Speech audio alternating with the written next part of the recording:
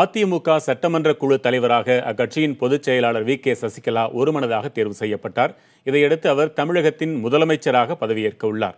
சென்னையில் உள்ள அதிமுக தலைமையகத்தில் நடைபெற்ற சட்டமன்ற உறுப்பினர்கள் கூட்டத்தில் சட்டப்பேரவை அதிமுக தலைவராக சசிகலாவின் பெயரை முதலமைச்சர் ஓ. பன்னீர்செல்வம் முன்மொழிந்தார். அதை மற்ற சட்டமன்ற உறுப்பினர்கள் அனைவரும் வழிமொழிந்தனர். சட்டமன்ற குழு தலைவராக தேர்ந்தெடுக்கப்பட்டிருப்பதன் மூலம் சசிகலா முதலமைச்சராவது உறுதியாகியுள்ளது. வரும் 9ஆம் தேதி முதலமைச்சராக அவர் பொறுப்பேற்கக்கூடும் என்று தகவல்கள் தெரிவிக்கின்றன. அதிமுக தலைமை அலுவலகத்திற்கு சசிகலா இன்று வருவதற்கு முன்னதாக போயஸ் கார்டன் இல்லத்தில் முதலமைச்சர் ஓ. பன்னீர்செல்வம் அமைச்சர்கள் மற்றும் சட்டமன்ற உறுப்பினர்களுடன் இன்று காலை விரிவான ஆலோசனையை நடத்தினார். அதிமுக சட்டப்பேரவை குழு தலைவராக வி.கே. சசிகலாவை முதலமைச்சர் ஓ. பன்னீர்செல்வம் முன்மொழிந்து பேசியதை பார்க்கலாம்.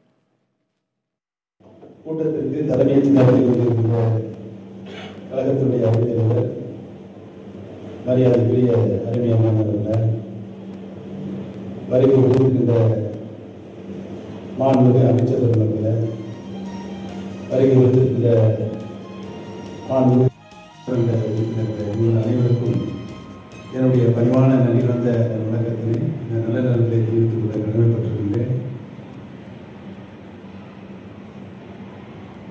கழக பொருளாளரும் தமிழ்நாடு முதலமைச்சருமான ஓ. பன்னீர்செல்வம் ஆகிய நான் தமிழ்நாடு முதலமைச்சர் பதவியை ராஜினாமா செய்து மேதகு தமிழக ஆளுநர் அவர்களிடம் ராஜினாமா கடிதம் வழங்க இருப்பதை கழக பொதுச் செயலாளர் மதிப்பிற்குரிய சின்னம்மா திருமதி வி.கே. சசிகலா அவர்களிடம் தெரிவித்துள்ளதால் தமிழ்நாடு சட்டமன்ற பேரவைக்கு அனைத்து இந்திய அண்ணா திராவிட முன்னேற்ற கழக சட்டமன்ற உறுப்பினர்களின் தலைவராக கழக பொதுச் செயலாளர் மதிப்பிற்குரிய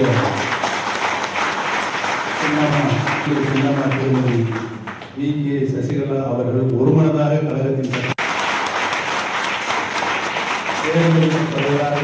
தீர்மானத்தை நான் முன்மொழிகிறேன்.